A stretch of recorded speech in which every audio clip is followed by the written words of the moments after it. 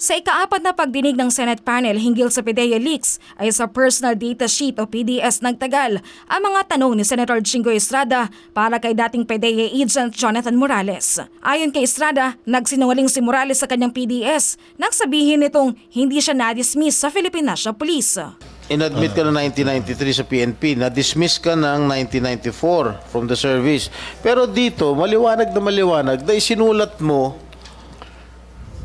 no. Having been separated from the service, sinulat mo, no. Oh, sino paniniwala namin? Pero ayon kay Morales, hindi orihinal at kulang-kulang ang binigay na dokumento ng PDEA sa senador. Ayon pa sa dating agent, hindi niya itinanggi na na-dismiss siya sa serbisyo at ito raw ay nasabi niya sa kanyang job interview sa PDEA. Kung makikita lang yung official na sinabmit ko doon sa PDEA, makikita po roon yung mga entry. Hindi po ako nagsinungaling, nakasaad po doon. Sinabi ko po, Your Honor, during nung recruitment mismo, tinanong po ako na na-drop ka pala. Tinanong po ako nung recruitment committee. Kaya nga po, sinabi ko nga po, nag-comply ako. Tinanong pa nga ho nila ako, bakit ka na-drop? Tinanong po nila ako, bakit yung service mo ay putol? Kasi nga, lumabas po dun sa service record. Pero para kay Estrada, nagsisinungaling ang dating PDEA agent, lalo pat sulat kamay at lagda ni Morales ang nasa PDS. Nagbigay daan ito sa senador para ma-cite for contempt at ma-detain si Morales sa Senado. If you can provide correct explanation bakit ka nagsabi dyan na no, then maybe this committee will agree with you.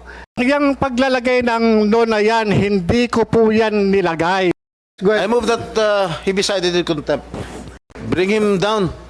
Bago ito, unang sinight in contempt ng panel si Alice Picoy. Napikon dito si De La Rosa dahil sa pagsisinungaling at tila pagmamagaling sa mga senador. Si Alice Picoy ay ang kinausap di umano ni James Kumar para hindi na sumipot si Morales sa Senate hearing.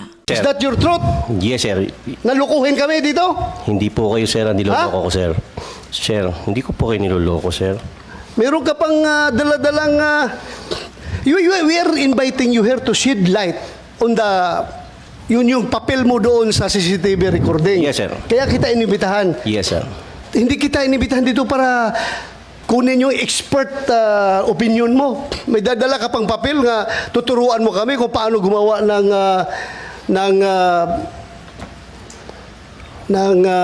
operation to conduct report, yung pre-operational report.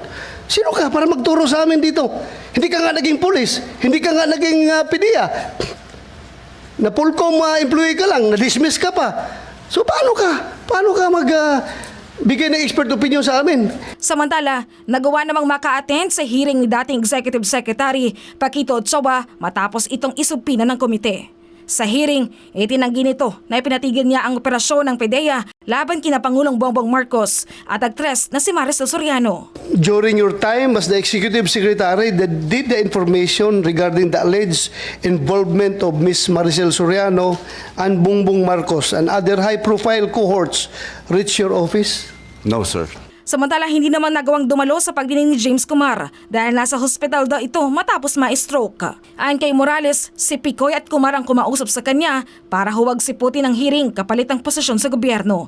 Sa kalagitnaan ng pagdinig, sinubukan ni Kumar na sumingit sa hearing sa pamamagitan ng Zoom pero hindi ito pinayagan ni Senator Bato. Gusto ko rin matapos na ito. James, we would like to hear from you pero with that present condition, ako'y nakonsensya kaya wag na, James, wag na.